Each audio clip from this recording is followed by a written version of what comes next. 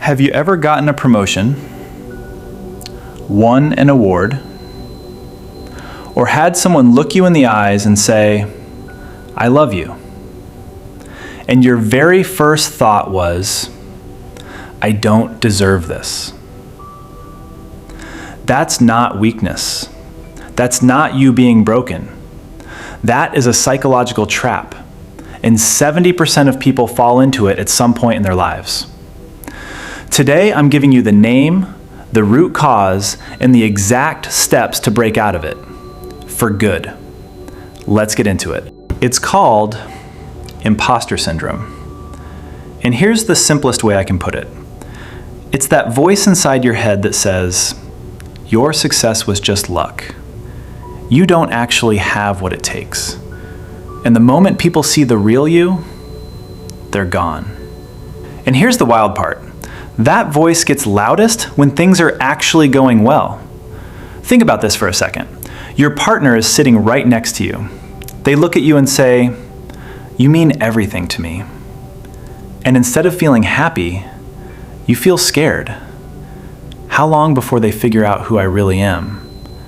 How long before this falls apart?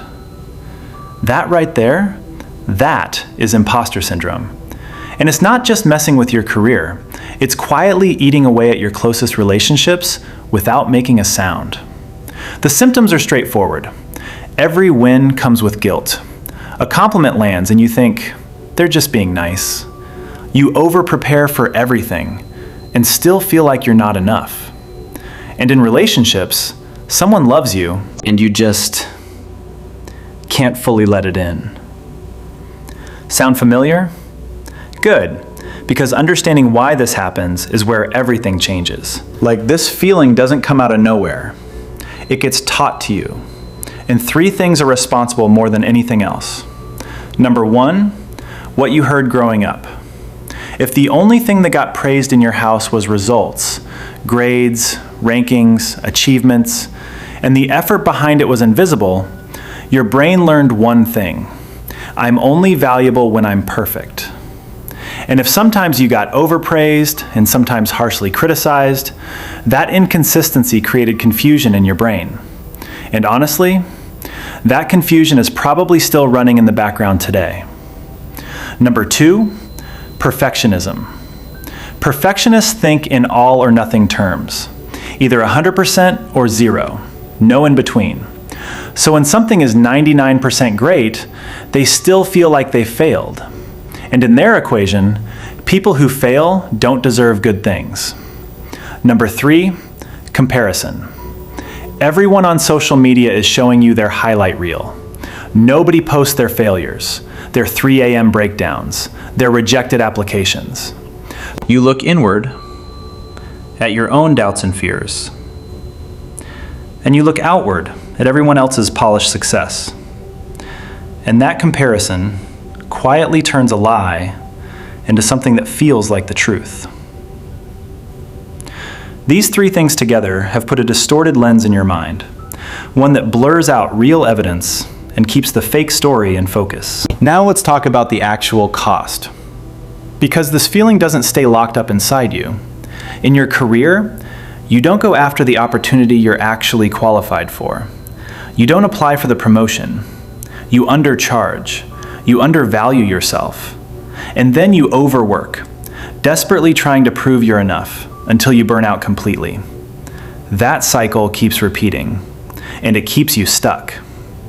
But in relationships, this is where it hits the hardest. I want you to picture something. You're with someone you genuinely care about.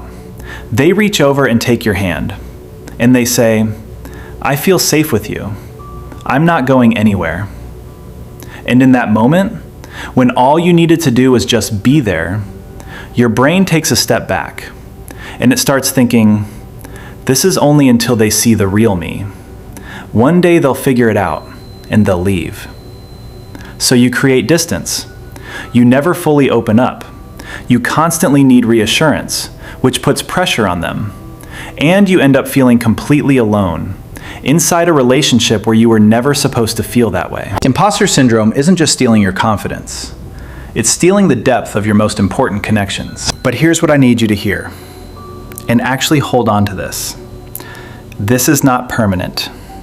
This is a habit, and habits can be rewired. I'm giving you 3 steps, not 7, not 10, 3. Because when someone gives you 7 steps, you feel overwhelmed, do nothing, and move on. These 3, done consistently, and within 30 days, you will feel a real shift. Step 1, the evidence journal.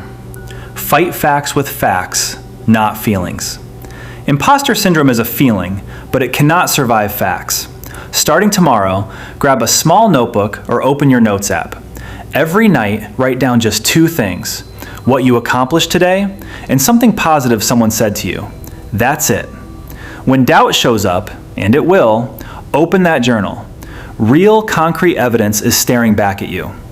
Your brain needs proof to believe something, so give it proof. Step 2, the friend test. Talk to yourself like you talk to someone you love. When that inner voice says, "I don't deserve this," pause for 1 second and ask yourself, if my best friend said this to me, what would I tell them? You'd say, "Your hard work is real. You earned this. You belong here." So say that to yourself. Self-compassion isn't soft, it's a skill.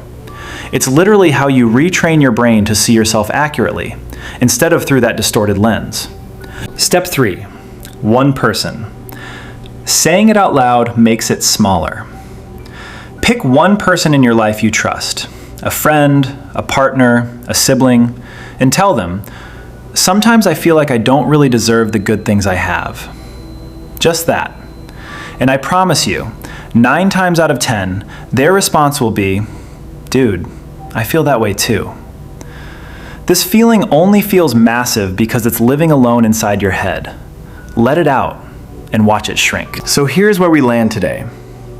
Imposter syndrome is a lie, but it's such an old lie that it starts to feel like the truth. This is not your weakness. This is your past.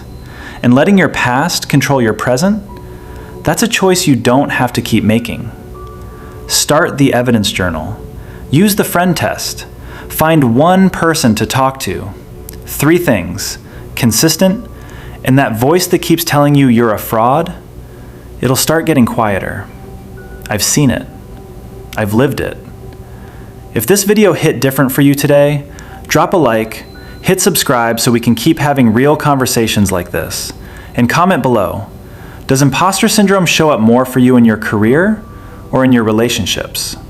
I genuinely read every single one. You are allowed to own your life. No mask required.